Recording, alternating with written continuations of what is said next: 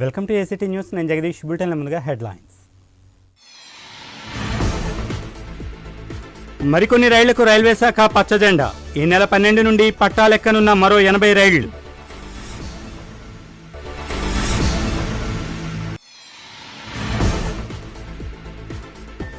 కేజీహెచ్లో అతిపెద్ద oxygen tanker, అత్యవసర రోగులకు సంజీవని.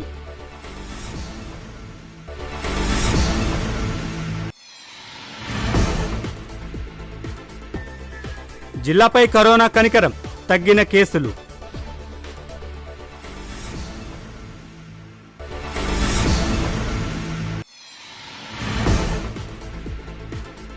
వాల్తేరు డివిజన్లో సరికొత్త ఆవిష్కరణలు. అందుబాటులోకి వచ్చిన కరెన్సీ శానిటైజర్ మిషన్.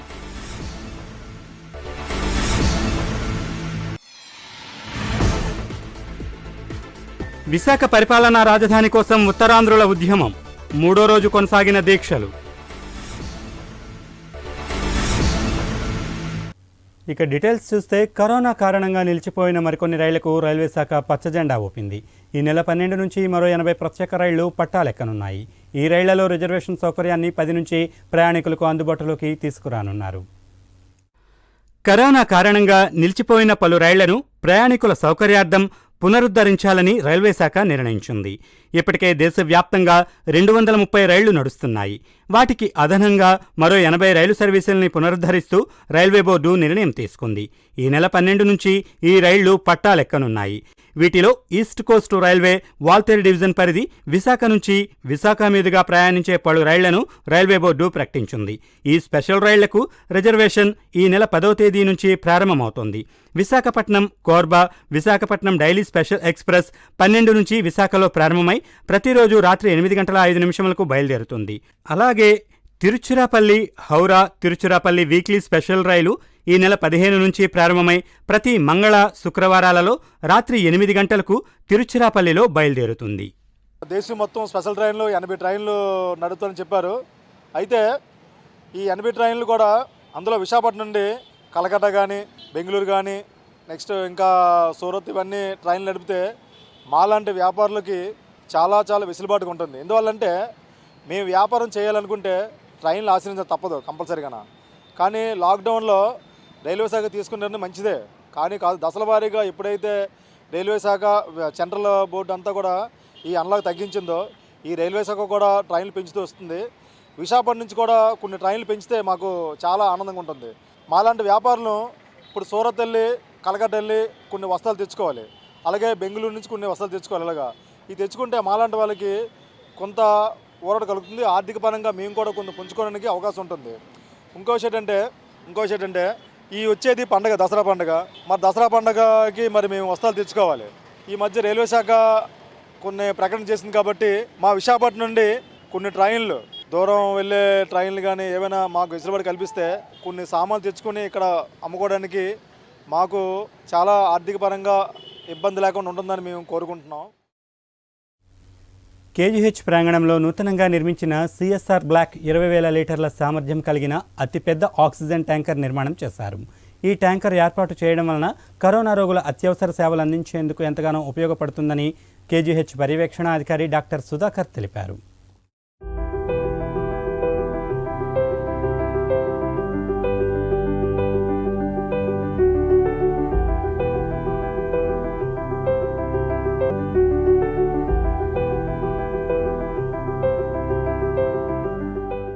ఆరోగ్యమే మహాభాగ్యం అనే నినాదంతో ఆంధ్రప్రదేశ్ ప్రభుత్వం వైద్య శాఖపై ప్రత్యేక దృష్టి సారించింది. కరోనా విపత్కర పరిస్థితులలో ప్రజలకు పూర్తిస్థాయి వైద్యం అందించాలని సంకల్పించారు. రాష్ట్ర వ్యాప్తంగా వివిధ ఆసుపత్రులలో ఆక్సిజన్ ట్యాంకర్లు అమర్చారు. దీనిలో భాగంగా విశాఖ కేజీహెచ్లో నూతనంగా నిర్మించిన సిఎస్ఆర్ బ్లాక్లో 20,000 లీటర్ల సామర్థ్యం కలిగిన ఆక్సిజన్ ట్యాంకర్ నిర్మాణం చేశారు. డైరెక్టర్ ఆఫ్ మెడికల్ ఎడ్యుకేషన్ కొనుగోలుదారునిగా కర్నూలుకి చెందిన Shri Bharat pharma company service ప్రొవైడర్గా, గుజరాత్కి చెందిన లెండీ కంపెనీ మ్యానుఫ్యాక్చరర్గా ముగ్గురు సంయుక్తంగా ఒప్పందం కుదుర్చుకున్నారు. దీని ద్వారా రోగులకు పూర్తి స్థాయిలో ఆక్సిజన్ అందనుంది. కేజీహెచ్లో సిఎస్ఆర్ బ్లాక్లో 500 పడకలతో అధునాతనమైన కోవిడ్ కేర్ హాస్పిటల్ని మనం ఇనాగ్రేట్ చేయబోతున్నాం త్వరలో. దీంట్లో అత్యంత ముఖ్యమైన ఆక్సిజన్ కోసం అని చెప్పేసి మన గవర్నమెంట్ చాలా విస్తృతమైన ఏర్పాట్లు చేసింది. రాష్ట్ర ప్రభుత్వం మనకి 20 కిలోలీటర్ల లిక్విడ్ ఆక్సిజన్ ట్యాంక్ ఇక్కడ ఎస్టాబ్లిష్ చేయడానికి అనుమతి ఇచ్చింది. ఆ లిక్విడ్ ఆక్సిజన్ ట్యాంక్ కూడా మనం ఇక్కడ పెట్టడం జరిగింది. దీంతో మనం చక్కగా 500 పేషెంట్లకి సరిపడ్డ ఆక్సిజన్ని మనం సరఫరా చేయొచ్చు అనేది నా నమ్మకం. కేవలం ఆక్సిజన్ ఒకటే కాకుండాను ఐసీయూ బెడ్లు, అలాగే 150 వెంటిలేటర్లు, ఇవన్నీ కూడా గవర్నమెంట్ మనకు సమకూర్చింది. ఆధునిక వసతులతో రాష్ట్రంలోనే అత్యుత్తమమైన కోవిడ్ కేర్ హాస్పిటల్ కింద మనకి గుర్తింపు దక్కుతుందని నేను అనుకుంటున్నాను. ఎందుకంటే మనకు నిష్ణాతులైన డాక్టర్లు ఉన్నారు. ఈ ఆంధ్ర వైద్య కళాశాల కింగ్ జార్జ్ హాస్పిటల్లో పనిచేసే డాక్టర్లందరినీ కూడా ఇక్కడ డ్యూటీలో వేయటం జరుగుతుంది. వేసి దాని ప్రకారం మనం ఈ 500 పడకల్ని కూడా అత్యంతమైన క్లిష్టమైన పేషెంట్లందరినీ అడ్మిట్ చేసుకుని వాళ్ళందరికీ స్వాంతన చేకూర్చి వాళ్ళందరినీ వైద్యం చేసి ప్రజలందరూ ఆమోదించేటట్లు, ప్రజలందరూ మెచ్చుకునే విధానంగా మేము ఈ 500 పడకల హాస్పిటల్ని త్వరలోనే ప్రారంభిస్తామని చెప్పడానికి నేను చాలా సంతోషిస్తున్నాను. 4 సెంట్ల స్థలంలో 7 లక్షల రూపాయల వ్యయంతో ట్యాంకర్ ఏర్పాటుకి కావలసిన ఫెడల్స్, షెడ్, రోడ్డులు, ప్లాట్ఫామ్ తదితర సివిల్ వర్క్స్ అన్ని ప్రభుత్వ నిధులతో ఏపీఎంఎస్ఐడిసి ఆధ్వర్యంలో నిర్మించారు. ట్యాంకర్ని శ్రీ భరత్ ఫార్మా కంపెనీ నిర్మించింది. ఏదైనా సాంకేతిక లోపంతో ఆక్సిజన్ సప్లై ఆగినప్పుడు అనుసంధానంగా సుమారు 200 సిలిండర్లు సిద్ధంగా ఉంచారు. క్యూబిక్ మీటర్ల లెక్కన సరఫరా చేసిన ఆక్సిజన్కి మాత్రమే ప్రభుత్వం డబ్బులు చెల్లిస్తుంది. కోవిడ్ నిధులు 90 లక్షల రూపాయల వ్యయంతో ఏర్పాటు చేసిన 550 ఆక్సిజన్ పాయింట్లకి ఈ ట్యాంకర్ ద్వారా ఆక్సిజన్ సరఫరా కానుంది.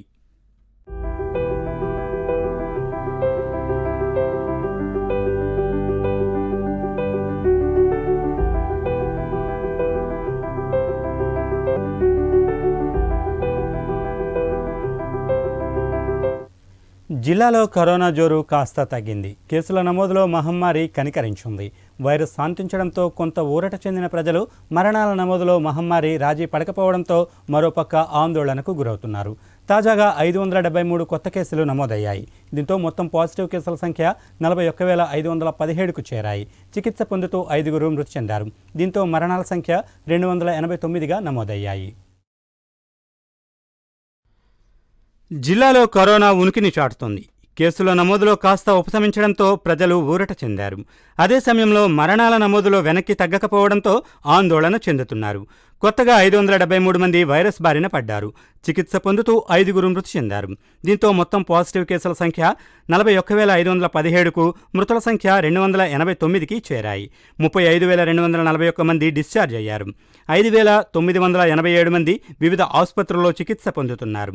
కొత్తగా ఆరిలోవలో 14, పాడేరులో 7, సింహాచలంలో 5, సీలేరు, ధారకొండలో 5, పాయకరావుపేట, గొలుగొండల్లో చెరో 2 చెప్పున కేసులు నమోదయ్యాయి.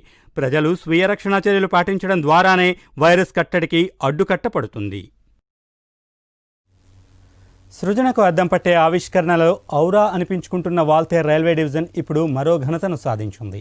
కోవిడ్ విజృంభణ నేపథ్యంలో అల్ట్రా వైలెట్ రేడియేషన్తో కూడిన డిస్ఇన్ఫెక్షన్ కరెన్సీ శానిటైజర్ను విశాఖ డీజిల్ లోకో షెడ్ రూపొందించింది.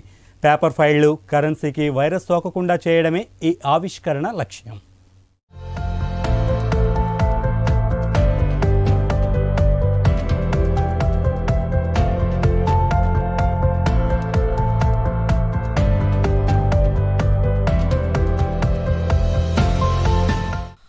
అన్లాక్ 4లో మరిన్ని రైళ్లను నడిపేందుకు రైల్వే శాఖ ప్రణాళికలు సిద్ధం చేస్తోంది.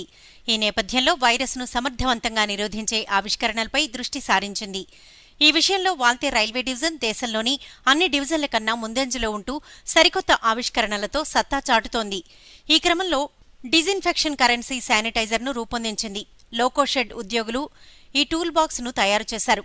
నిత్యం నగదు కార్యకలాపాలు సాగే విశాఖ రైల్వే స్టేషన్, రిజర్వేషన్ కౌంటర్లు, పార్సిల్ కార్యాలయాల వద్ద ఈ శానిటైజర్ టూల్స్ బాక్సులను వినియోగిస్తున్నారు. రసీదులు, టికెట్లు, ఫైళ్లను నిత్యం అనేక మంది తాకుతూ ఉన్న సమయంలో కరోనా వైరస్ ఒకరి నుంచి ఒకరికి వ్యాపించకుండా ఉండేలా డీజిల్ లోకోషెడ్ సిబ్బంది ఈ కరెన్సీ శానిటైజర్లను రూపొందించారు. ఈ పరికరంలో ఉపయోగించిన జెర్మిసైడల్ యూవీసీ బల్బస్ 99.9% క్రిములు, వైరస్లు, బ్యాక్టీరియాలను హరింపచేస్తాయని ఆవిష్కర్తలు, అధికారులు ఘంటాపథంగా చెబుతున్నారు. First, we prepare a current sanitizer.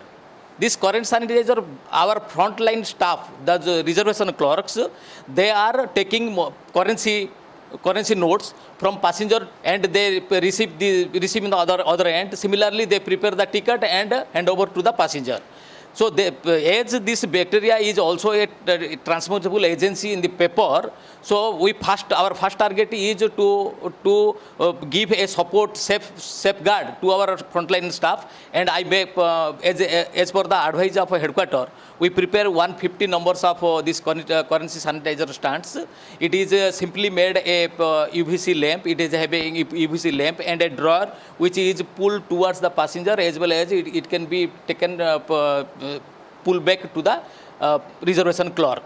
So the passenger will put the money, and then it is take towards the chamber, and in the chamber we have fixed a push button switch. The push button, if you push once the push button switch, it will activate the light for 10 seconds, then automatically it switched off.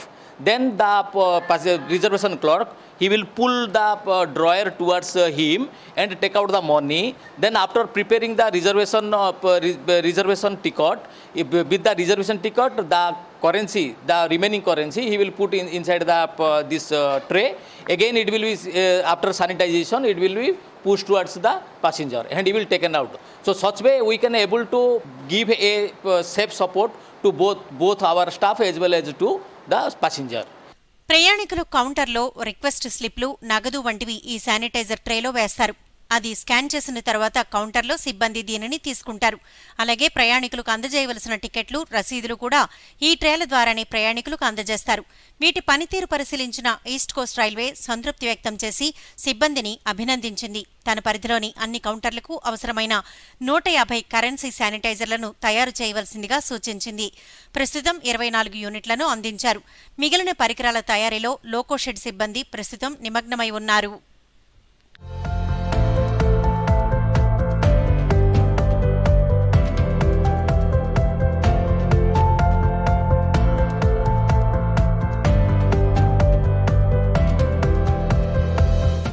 విశాఖను పరిపాలనా రాజధాని చేయాలని నవ్యాంధ్ర ప్రజా పోరాట వేదిక ఆధ్వర్యంలో చేపట్టిన దీక్ష సోమవారం 2వ రోజుకు చేరింది.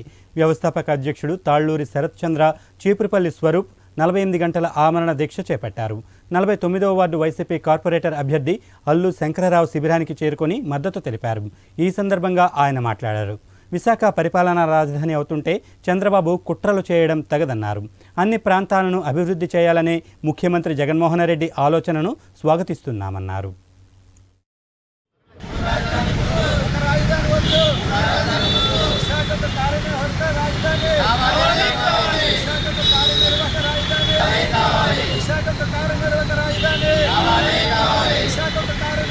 లక్ష్యంతో మన ప్రీతమ ముఖ్యమంత్రి శ్రీ వైఎస్ జగన్మోహన్ రెడ్డి గారు చాలా పకడ్బందీగా రాజ్యాంగపరంగా శాసనసభలో కానీ శాసన మండలిలో కానీ అప్రూవల్ చేయించుకొని గవర్నర్ ఆమోద ముద్ర కూడా పంపించిన తరువాత కుట్రల బాబు గారు ఆధ్వర్యంలో ఒక ముఠా తయారై కోర్టుల ద్వారా దీన్ని సాధించకుండా ఉండాలనే దురాలోచనతో ఈ కార్యక్రమానికి అడ్డుపడుతున్నారు.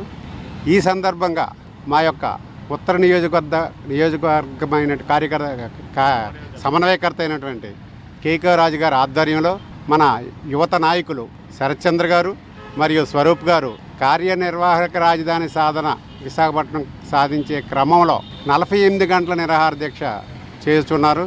వారికి మా యొక్క 49వ వార్డు నాయకుల తరపున, ప్రజల తరపున పూర్తి సంఘీభావం తెలియపరచుటకు ఇక్కడికి వచ్చి ఉన్నాము. ఉత్తర నియోజకవర్గ సమన్వయకర్త కేకే రాజు గారి ఆదేశాల మేరకు మేము 48 గంటల నిరాహార దీక్ష ఈరోజు 2వ రోజు పూర్తి చేయబోతున్నాం. ముఖ్యంగా జగన్మోహన్ రెడ్డి గారు తీసుకున్న నిర్ణయం, ఆయన వయసుకు ఆయన తీసుకున్న నిర్ణయానికి ఆయనకి యాడ్సప్ అండి. 40 సంవత్సరాల ఇండస్ట్రీ, 40 ఇండస్ట్రీ అంటాడండి చంద్రబాబు నాయుడు గారు. పేద ప్రజల కోసం ఏమీ ఆలోచించలేదు, ఏమీ చేయలేదండి. ఈరోజు జగన్మోహన్ రెడ్డి గారు చేస్తున్న సంక్షేమ పథకాలు కానివ్వండి, ఉపాధి హామీ పథకాలు చూసి ఓర్వలేక చంద్రబాబు నాయుడు కుళ్ళు కుట్ర రాజకీయాలు చేపడుతున్నారు. ఉత్తరాంధ్ర అభివృద్ధి చెందితే ఆయన ఓర్వలేని గుణమండి. ఎందుకంటే నెక్స్ట్ ఆయన ఎలక్షన్లో ఉత్తరాంధ్ర ఓట్లు ఆయనకు అక్కర్లేదండి. ఇక్కడ పార్టీ కూడా కనుమరుగయ్యే అవకాశాలు ఎక్కువగా ఉన్నాయి. ఎందుకంటే జగన్మోహన్ రెడ్డి గారు చేస్తున్న అభివృద్ధి కానీ సంక్షేమ పథకాలు కానీ పేదవారి పట్ల అలా ఆకర్షితులై పేదవారు అందరూ హర్షం వ్యక్తం చేస్తున్నారండి. ఈరోజు ఉత్తరాంధ్ర అభివృద్ధి నిర్ణయం తీసుకోవడం చాలా మంచిదండి.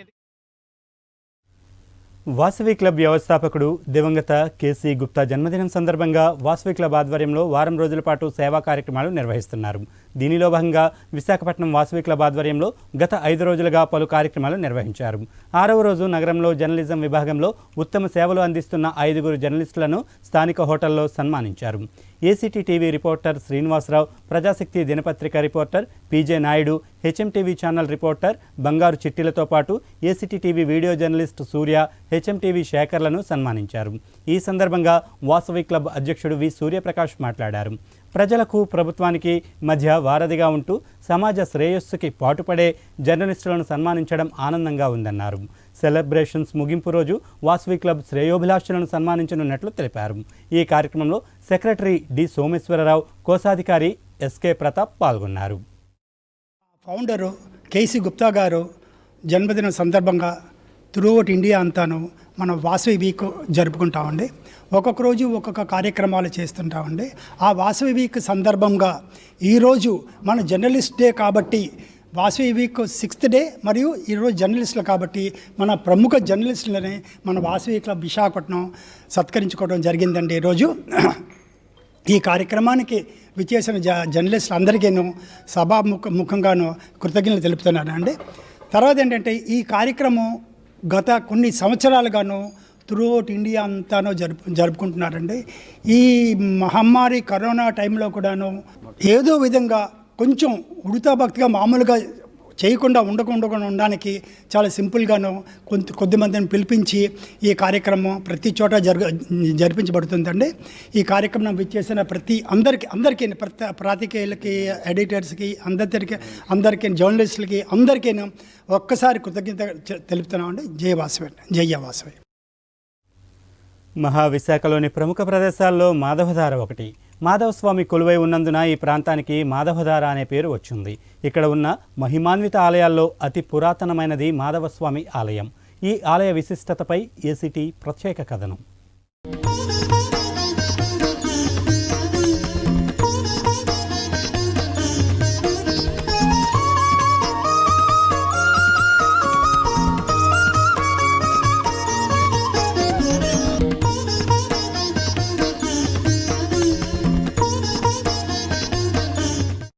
మాధవస్వామి ఆలయం నగరంలోని ఆలయాల్లో ప్రముఖమైనది. మార్గశిర, మాఘమాసాల్లో ఎక్కువగా భక్తులు ఈ ఆలయాన్ని సందర్శిస్తూ ఉంటారు. ఈ ప్రాంతం నుంచే కాకుండా ఉత్తరాంధ్ర జిల్లాల నుండి కూడా భక్తులు పెద్ద సంఖ్యలో స్వామివారిని దర్శించుకుంటూ ఉంటారు. ఆయా మాసాల్లో స్వామివారిని దర్శించుకుని నిరంతరం ప్రవహించే జలధారలో స్నానం చేస్తే సర్వపాపహరణం జరుగుతుందనేది భక్తుల ప్రగాఢ విశ్వాసం. అలాగే సింహగిరిపై నుంచి ఔషధ మొక్కల మధ్య నుంచి తాకుతూ ప్రవహించే ఈ జలధారలో స్నానం చేస్తే శారీరక రుగ్మతలు తొలగిపోతాయనేది కూడా భక్తుల నమ్మకం. 12వ శతాబ్దంలో చోళరాజులు ఈ ఆలయాన్ని నిర్మించినట్లుగా చరిత్ర చెబుతోంది. 16వ శతాబ్దంలో విజయనగరం గజపతి రాజులు ఈ ఆలయాన్ని అభివృద్ధి చేసినట్లు తెలుస్తోంది. మాధవస్వామి ఆలయానికి ఆనుకుని మల్లికార్జున స్వామి, వేణుగోపాలస్వామి ఆలయాలు కూడా ఉన్నాయి. సింహగిరి ప్రదక్షిణప్పుడు వేలాదిగా భక్తులు మాధవస్వామిని దర్శించుకుంటారు. ఈ సమయంలోనే కాకుండా కార్తీకం, మార్గశిరం, మాఘమాసాల్లోనూ భక్తులు విశేషంగా స్వామివారిని దర్శించుకోవడం ఆనవాయితీ. బౌద్ధ భిక్షువులు ఈ ప్రాంతంలో సంచరించారనడానికి ఇక్కడ నెలకొని ఉన్న బౌద్ధారామాలే సాక్షిభూతాలు. మాధవస్వామి ఆలయ సమీపంలో వెలసిన మల్లికార్జున స్వామి ఆలయం 18వ శతాబ్దానికి చెందినది. ఈ ప్రాచీన ఆలయాలను దర్శిస్తే మోక్షం కలుగుతుందనేది భక్తుల నమ్మకం. 3 ఆలయాలు వెలసిన ఈ ప్రాంతం ఆధ్యాత్మికతకు నెలవుగా శోభిల్లుతోంది. కరోనా వైరస్ ఉధృతి కారణంగా ప్రస్తుతం భక్తుల తాకిడి తగ్గింది. తొందరలోనే ఈ ఆలయాలకు పూర్వ వైభవం రావాలని ఆకాంక్షిద్దాం. ఈ మాధవదారిలో మాధవస్వామి, వేణుగోపాలస్వామి, మల్లికార్జున స్వామి దేవాలయాలకి ఇది ప్రసిద్ధి. క్రీస్తు పూర్వం 12వ శతాబ్దంలోనే దేవాలయాల నిర్మాణం జరిగింది. ఆనాటి నుండి కాలక్రమేణా ఈ దేవాలయాలు నిరంతరం భక్తులతోని సందడిగా ఉంటాయి. గిరి పౌర్ణమి రోజు, మాఘమాసం, కార్తీక మాసాల్లో ఈ దేవాలయాలకి పూర్తిగా విశాఖ జిల్లా నుండి చాలామంది భక్తులు ఇక్కడికి వస్తుంటారు. ఇక్కడ ఒక్కసారి ఈ మెట్లు చూడండి సార్. ఈ మెట్లు మాధవస్వామి కోవిల్ నుండి అక్కడ సింహాచలం వరకు విజయనగర రాజుల కాలంలోని వీటి నిర్మాణం జరిగింది. కాలక్రమేణా 250 సంవత్సరాల క్రితం నుంచి ఈ మెట్లు ఉండడం వల్ల ఇవి అలా పరిసరాలన్నీ కొంచెం దెబ్బతిన్న మాట వాస్తవం. ప్రసాదులో భాగంగా దేవాదాయ ధర్మాదాయ శాఖ వారు స్థానికంగా ఉన్న గుడులు దేవాలయాలు అభివృద్ధి నిమిత్తమై ఇక్కడ ఒక పథకాన్ని పెట్టారు. ఆ పథకంలో భాగంగా ఇక్కడ మెట్లు అభివృద్ధి చేయాలని జీడి, మామిడి, పనస, సంపెంగ మొదలగు అనేక వృక్షాలు, ఫలాలు ఉన్న తోటలు ఉన్నాయి. ఈ తోటల్ని ఇక్కడ దేవస్థానం శ్రీ వరహాలక్ష్మీనరసింహ దేవస్థానం వారు అలాగా విడిచిపెట్టడం వల్ల వాటి యొక్క ఫలసాయము అన్నీ కోల్పోతున్నారు.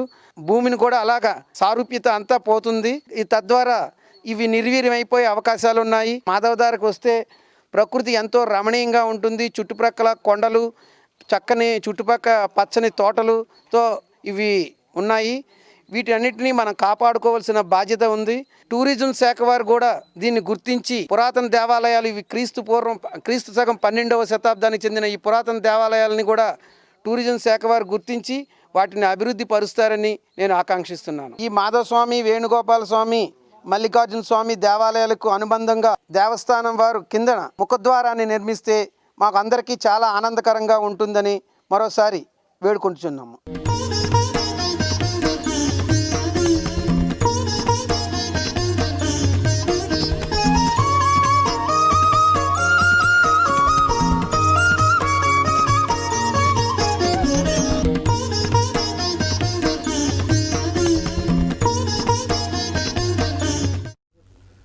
ఆర్కే బీచ్కు పూర్వకళ వచ్చింది. సందర్శకులతో సందడిని సంతరించుకుంటుంది.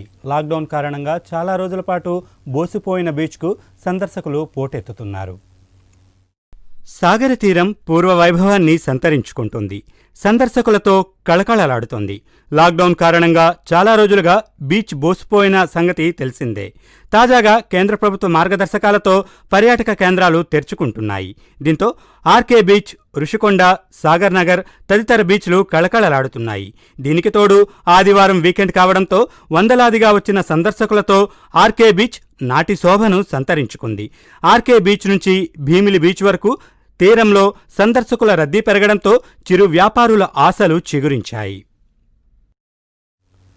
రిషికేశ్లో చాతుర్మాస్య దీక్షలో ఉన్న శారదా పీఠాధిపతులను TTD chairman Y V Subba Reddy, EO Anil Kumar Singhal, JEO ధర్మారెడ్డిలు మర్యాదపూర్వకంగా కలిశారు. వారికి శ్రీవారి శేషవస్త్రంతో పాటు లడ్డూ ప్రసాదాన్ని అందజేశారు. పలు ధార్మిక అంశాలపై చర్చించారు. టీటీడీ ఆర్థిక అంశాలను కాగ్ పరిధిలోకి తీసుకువచ్చే యోచన ఆహ్వానించదగ్గ పరిణామమని స్వరూపానందేంద్ర పేర్కొన్నారు. అలాగే గుడికో గోవు కార్యక్రమం చేపట్టడాన్ని స్వాగతిస్తున్నట్లు చెప్పారు. టీటీడీ ధార్మిక నిర్ణయాలను తీసుకునేటప్పుడు సాంప్రదాయ గురువులను సంప్రదించాలని, గ్రామీణ ప్రాంతాల్లో భజన మండళ్లు ఏర్పాటు చేయాలని, అలాగే వెంకటేశ్వర స్వామి ఆలయాలను ముఖ్య నగరాలతో పాటు హరిజన, గిరిజన ప్రాంతాల్లోనూ నిర్మించాలని సూచించారు.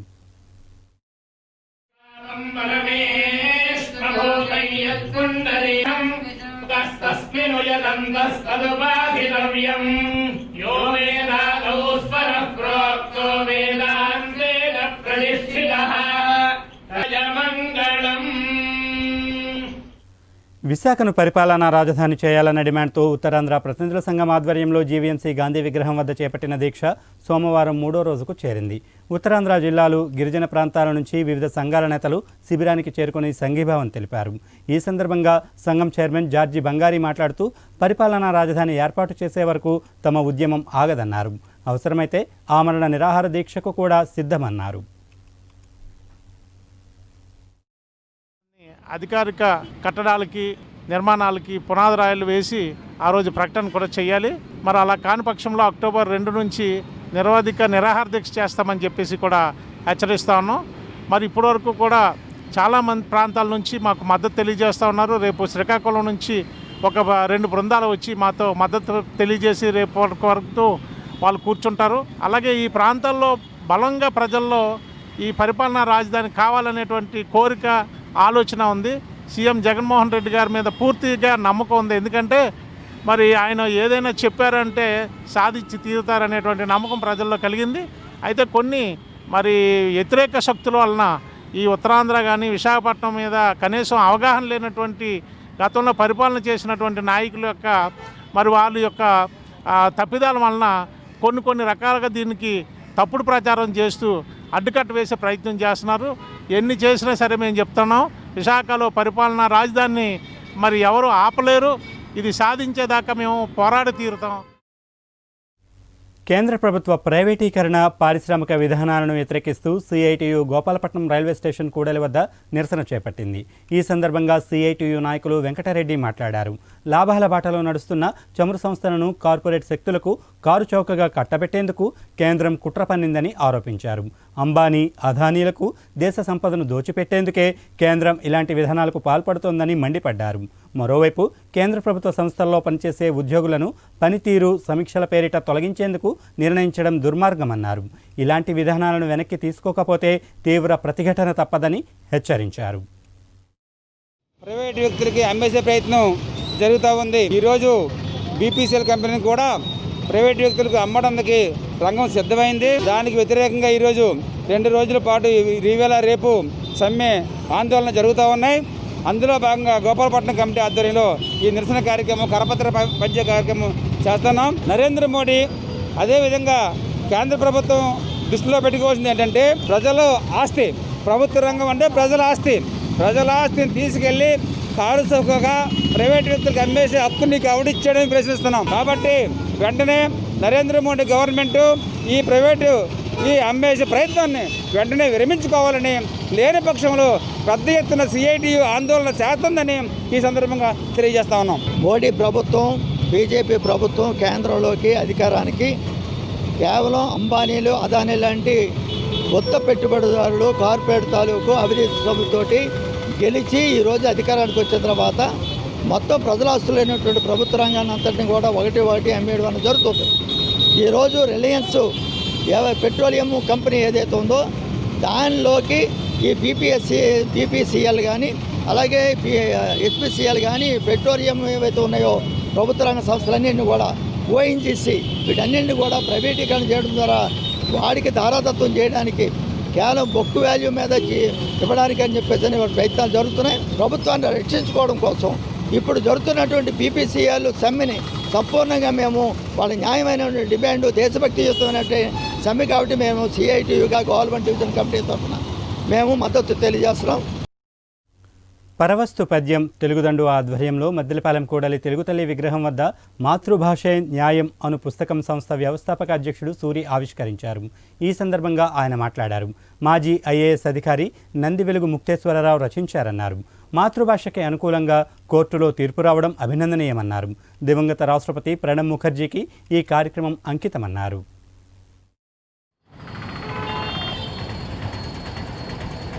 న్యాయం అనేటువంటి పుస్తకాన్ని మనం తెలుగుతల్లి పాదాల దగ్గర మనం ఆవిష్కరణ చేసుకున్నాం.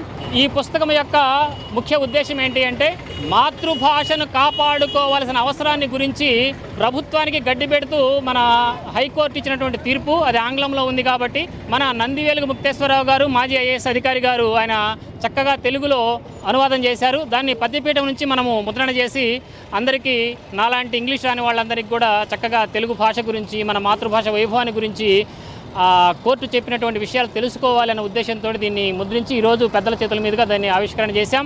ఈ పుస్తకము ముఖ్యంగా హైకోర్టు తీర్పు ఎలా ఉంది అంటే ఒక న్యాయదేవత స్థానంలో కూర్చొని తీర్పు చెప్పినట్టుగా లేదు. ఆ పుస్తకం చదివితే మీకే అనిపిస్తుంది సాక్షాత్తు తెలుగు తల్లే న్యాయదేవత స్థానంలో కూర్చొని తీర్పు చెప్పినట్టుగా, అరే వెధవల్లారా, బడవల్లారా, మాతృభాషను కాపాడుకోండిరా, నా కోసం కాదురా, మీరెవరో తెలియడం కోసం, ప్రపంచానికి నువ్వు తెలుగువాడే అని తెలియాలి అంటే నీ మాతృభాషను కాపాడుకోవాలిరా అని చెప్పినట్టుంది ఆ తీర్పు. అందుకని ఇది 10 మందికి అందజేయాలనే ఉద్దేశంతో ఈ పుస్తకాన్ని ఆవిష్కరణ చేశాం. ధన్యవాదాలు. సాంకేతిక పరిజ్ఞానాన్ని ఆసరాగా చేసుకుని కొన్ని పెట్రోల్ బంకుల్లో గుట్టుగా జరుగుతున్న దోపిడీ వ్యవహారాలు వెలుగులోకి వచ్చాయి. బంకుల్లో పెట్రోల్ పరిమాణాన్ని సూచించే డిజిటల్ మీటర్కు ఓ చిన్నపాటి చిప్ను అమర్చడం ద్వారా వినియోగదారుల జోబులకు చిల్లు పెడుతున్నట్లు వెల్లడైంది. ఈ కార్యక్రమంలో నగరంలోని పలు బంకుల్లో విజిలెన్స్ అధికారులు తనిఖీలు నిర్వహించారు. సివిల్ సప్లై అధికారులు, తూనికలు, కొలతల శాఖ అధికారులు నగర పరిధి శివారు, మధురవాడ ప్రాంతంలోని పలు బంకుల్లో తనిఖీలను నిర్వహించారు. మరో 6 రోజుల పాటు విస్తృత స్థాయిలో ఈ తనిఖీలు కొనసాగుతాయని అధికారులు చెబుతున్నారు.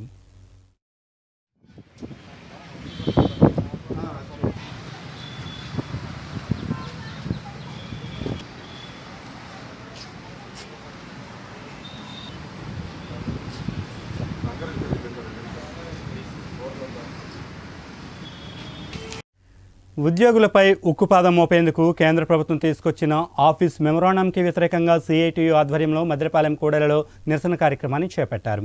ఈ సందర్భంగా సిఐటియు గౌరవ అధ్యక్షుడు గంగారాం మాట్లాడారు. బీపీసీఎల్ను కేంద్రం అమ్మకానికి పెట్టడాన్ని తీవ్రంగా ఖండిస్తున్నామన్నారు. కేంద్ర ప్రభుత్వ ఉద్యోగులను తొలగించేందుకు ప్రభుత్వం కుట్రలు పన్నుతోందన్నారు. బీపీసీఎల్ ఉద్యోగులకు మద్దతుగా సిఐటియు ఆధ్వర్యంలో 2 రోజులు దేశవ్యాప్తంగా నిరసనలు చేపడుతున్నట్లు తెలిపారు.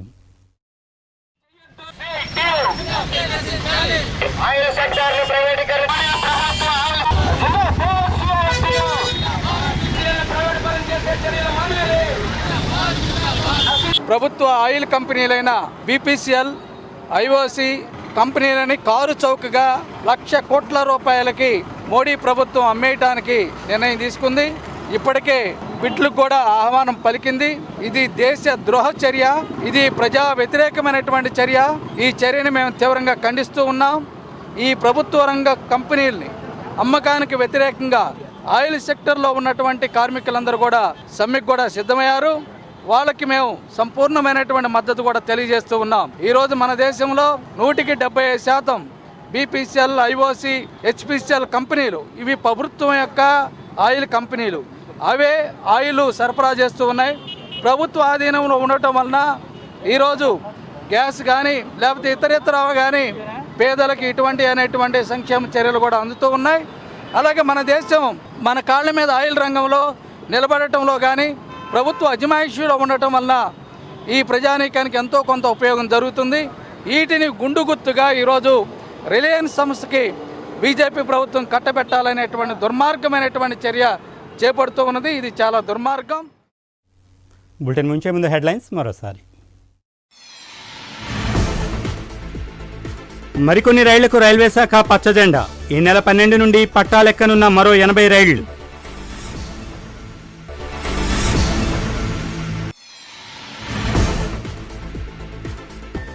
కేజీహెచ్లో అతిపెద్ద ఆక్సిజన్ ట్యాంకర్, అత్యవసర రోగులకు సంజీవని.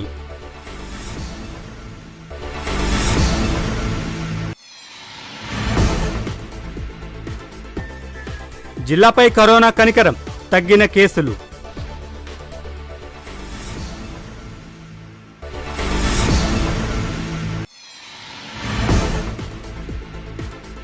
వాల్తేరు డివిజన్లో సరికొత్త ఆవిష్కరణలు, అందుబాటులోకి వచ్చిన కరెన్సీ శానిటైజర్ మిషన్.